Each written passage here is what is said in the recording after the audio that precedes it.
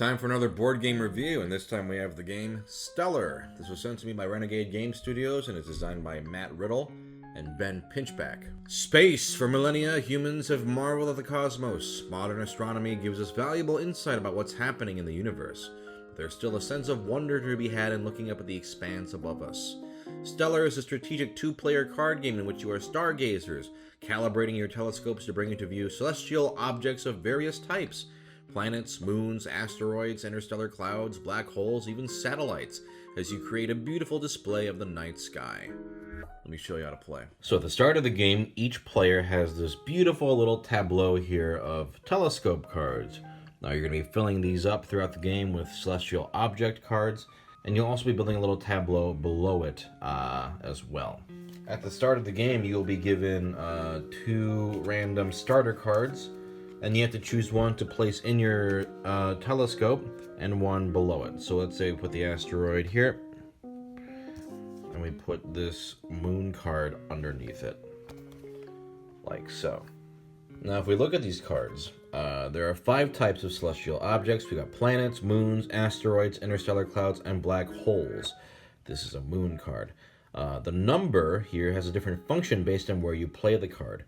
In your telescope, higher numbers will help you score section majorities, depending on where they're placed. Otherwise, in your notebook, which is the sort of tableau below your telescope, runs of consecutive numbers will increase your multipliers. The number of stars here indicates how many points the card will be worth if it's played in your telescope. And then they have also some just fun factoids about each one's on the card. Those don't actually mean anything for the game. They're just there for fun. The game is played over 11 rounds. By the end of the game, each player will have transformed their telescope into a beautiful display of the night sky. In each round, both players will take one turn, first the start player, then the other player. On your turn, you will play 2 different cards in different areas, one in your telescope and one in your notebook. To do so, carry out these 4 steps. First, you're going to take one celestial object from this row. If you look over here, we have 5 cards, in a row next to certain numbers. You're going to choose one of those. Then, after you've placed it into your hand, you play one celestial object from your hand. You may play that card in the area of your choice, either your telescope or in the notebook below it. So let's say I take this moon card in my hand and I play it to my notebook because I want to make a run with these moon cards.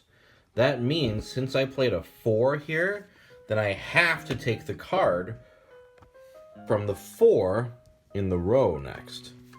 And this card has to be played in the telescope. If I played a card from my hand to the notebook, then the card that with a number in the row goes in the telescope, and vice versa. If I had played this in the telescope, then I would have to play this in the notebook. So yeah, the number on the card determines which card you take from the row and where you have to place it. So for this black hole, let's say I put it here, and I cover up a card. Now let's say, for example, let's say on my turn, the card I had taken was a 4 card, and then I played a 4 card, let's say here. Now, the rules state that since I played a 4 card in the telescope, that means I gotta play the card in the row under the 4 here. But there is no card in the 4, since that's the one I took this turn. That means instead, you have to play a card from the top of the deck. So whatever this is, alright, this is going in my notebook, randomly. Once you've done that, you just refill the row, and that's a turn. Now let's go over why you might want to place cards in specific spots. Your telescope is made of 12 slots.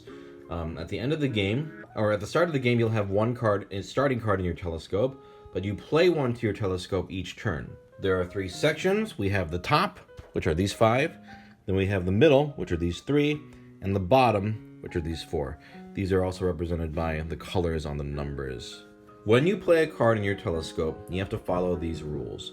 If you have any cards of that type in your telescope already, you must play the new card face up in a slot of your choice that is adjacent to at least one card of that type. So for example, we got these black holes here. If I play a black hole card, it has to touch one of these. If I played like a interstellar cloud, this can go anywhere.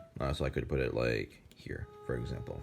Now this is important. If you cannot legally play a card or do not wish to play one, you have to place it face down in a slot of your choice. Face down cards are considered to have a number of 3, but no stars or type. So if you had no way of playing a card, it has to be placed face down. Now let's go over our notebook. Our notebook has 5 possible stacks in it, with 1 stack for cards of each type. At the start of the game, you only have 1 card in the notebook, but you'll start adding these to your notebook every turn. You want to keep them in a numerical order because you want to keep track of runs or consecutive numbers. Whenever you play a card to the notebook, you check to see if there's an existing stack of that type. If not, it goes in a new type. That's terrible lighting. It goes here instead. You may have duplicate cards in a stack, but they don't do anything at the end of the game. Now, you may have noticed there are some of these special 6-0 cards. When you play this in a telescope, it's always a 6. When you play this in a notebook, it can be either a 6 or a 0. You don't have to decide which number it is until the end of the game. And another thing, if you play a 6-0 card from your hand during step 2, that means you must take and play the top card from the deck instead of the row, because there is no 6-0 here. It's only 1 through 5.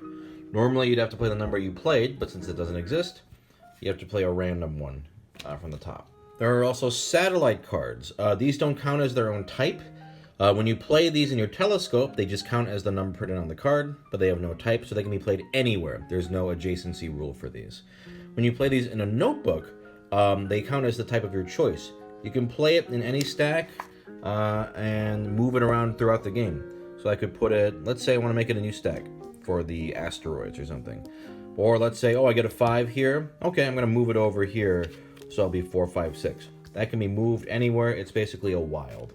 When you take a satellite card from the row and add it to your hand, your opponent can choose to discard and refill the entire row at the start of their next turn, sort of as a trade-off. If the deck ever runs out, you shuffle all the discarded cards to form a new deck. Otherwise, the game ends when the 11th round is over. At that point, each player should have 12 cards in their telescope and 12 cards in their notebook, and that's when you decide to score. Because once the game is ended, you choose one of the 2 cards left in your hand and play it in your notebook. So how the scoring works is you carry out steps for each of the 5 types of celestial objects. So stars times multipliers. Let's say in the run at the end, let me just set up like a fictional end game state here. Let's say this is my end game state. What you do is you count the number of stars showing on cards of that type in your telescope.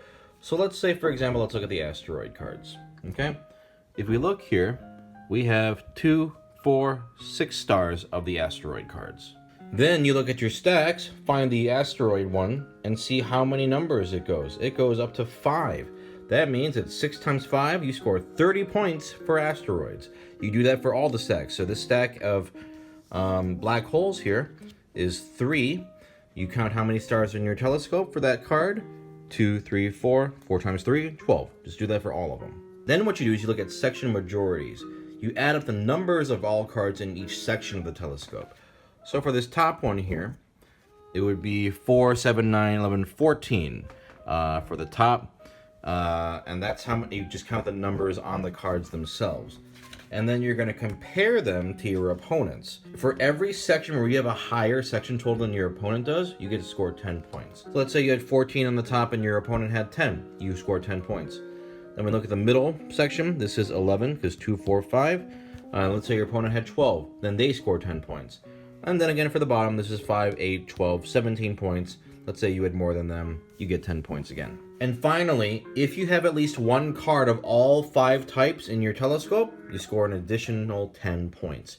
Remember, face down cards and satellite cards don't have a type. Otherwise, that's pretty much it. You go see who has scored the most points, and if there's a tie, shared victory, which sucks, but there probably won't be.